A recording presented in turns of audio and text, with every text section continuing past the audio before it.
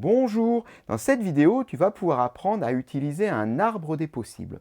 Un arbre des possibles, c'est en fait un schéma, comme celui-ci, qui présente tous les cas possibles, toutes les situations possibles durant l'épreuve ou les épreuves d'une expérience aléatoire. Ici, on a une expérience aléatoire à deux épreuves, justement, puisqu'on va effectuer, on va le voir tout de suite, successivement deux tirages. Et en plus, il y a une difficulté dans cet exercice, c'est qu'on effectue ce qui s'appelle un tirage sans remise. C'est-à-dire qu'on va tirer une première fois une boule, mais on ne va pas la remettre dans le sac. Ce qui fait que ça va changer la donne entre le premier tirage et le deuxième tirage. On n'aura plus les mêmes issues. On va le voir. Alors, regardons déjà de plus près notre énoncé qui nous dit donc qu'on a un sac qui contient 3 boules. Une boule est marquée gagnante et donc les deux autres sont marquées perdantes.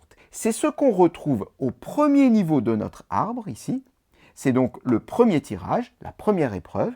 Et j'ai comme issue gagné pour la première boule, perdu pour la deuxième boule, perdu pour la troisième boule. J'ai donc ma boule marquée gagnante et les deux boules marquées perdantes. Polo, donc, va tirer au hasard une boule dans le sac.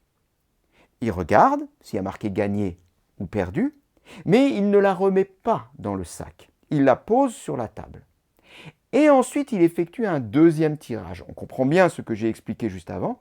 Il n'y a pas de remise, on ne remet pas la boule dans le sac. Ce qui fait que ça va changer sur le deuxième tirage, on n'aura plus les mêmes issues.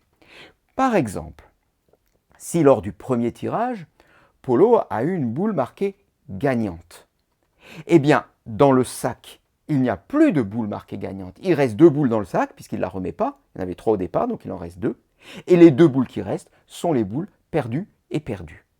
Alors, la première question, justement, va consister à compléter cet arbre des possibles. Puisqu'il n'est pas complet, il reste encore ici des issues à compléter. Alors, allons-y, complétons cet arbre. On se retrouve donc maintenant, après le premier tirage, et Polo a obtenu une boule marquée perdue. Ce qui signifie qu'il reste toujours 2 boules dans le sac, ce sont les 2 issues qui sont ici. Il va rester une boule où il y a marqué gagné et l'autre boule perdante.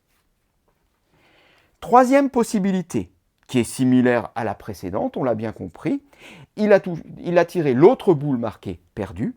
Eh bien, qu'est-ce qui lui reste dans le sac? Il lui reste toujours la boule marquée gagnée et l'autre boule marquée perdue.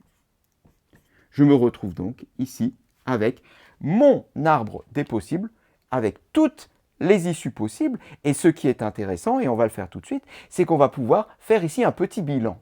C'est-à-dire noter les résultats de l'ensemble des 2 épreuves à la suite. Voilà, donc on va compléter à droite des petites flèches. Alors, il n'y a rien d'officiel, il n'y a pas de notation officielle. D'ailleurs même, on n'est pas obligé de noter le bilan. On peut très bien le lire sur l'arbre.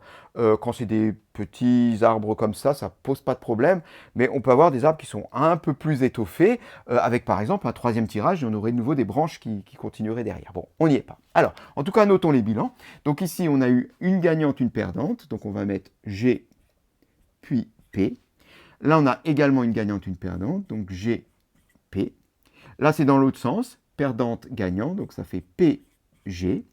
Ici, on a 2 perdants, donc P, P, P, G et P, P.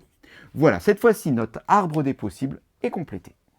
Grâce à cet arbre des possibles, eh bien, on va pouvoir maintenant faire des calculs de probabilité et répondre aux 3 questions qui suivent. Déjà, on rappelle la formule qui nous permet de faire un calcul de probabilité, qui nous dit que la probabilité de l'événement A est égale au nombre d'issues favorables à A sur le nombre d'issues total. Alors le nombre d'issues total, il suffit de compter. J'ai GP, GP, PG, PP, PG et PP. J'ai donc en tout 6 issues. Au total, on compte 6 issues. Alors, si on s'intéresse à l'événement A, qui est Polo a gagné une seule fois. On va compter le nombre d'issues favorables à cet événement. Polo a gagné une seule fois. Il suffit de compter. Regardons partout, donc tous les bilans, où on a une seule victoire, une seule boule gagnée. Ici, ici, ici et ici. Finalement, il y a quand même 4 issues favorables à Polo a gagné une seule fois. GP, GP, PG et PG. Alors, nombre d'issues favorables à A, cet événement s'appelle A, on a dit 4.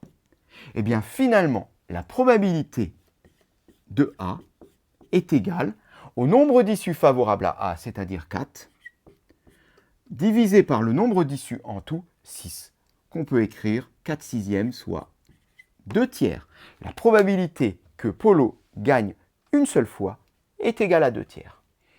Deuxième question, la probabilité que Polo a perdu aux 2 tirages.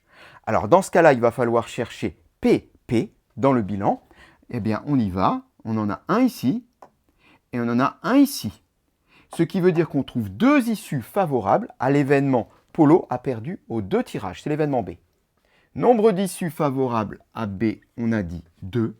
Ce qui fait que la probabilité de B est égale à 2 sur 6. Ça n'a pas changé. Ça, c'est le nombre d'issues total, 2 sixièmes, qu'on peut plus simplement écrire 1 tiers. Eh bien, on peut dire que la probabilité que Polo ait perdu à tous les tirages est égale à 1 tiers. Troisième question, la probabilité de l'événement C, Polo n'a jamais perdu. Donc, il faudrait trouver dans les bilans ici GG. Mais ça, on comprend bien que ce n'est pas possible. Rien que par définition du jeu, il n'y a qu'une seule boule marquée gagnée. Donc, au mieux, on la tire une fois puisqu'on n'a pas le droit de la remettre dans le sac. Donc, ici, on n'a jamais 2 fois G. Ce qui veut dire que l'événement C s'appelle un événement impossible. Et on sait que quand un événement est impossible, sa probabilité est 0. C est un événement impossible. P de C égale 0. Il n'y a pas de calcul à faire. On pourrait faire un calcul du même type en utilisant la formule. Le nombre d'issues favorables à Polo n'a jamais perdu, c'est 0. Le nombre d'issues total, c'est 6. 0 sur 6, on retrouve bien 0. Voilà, cette séquence est terminée.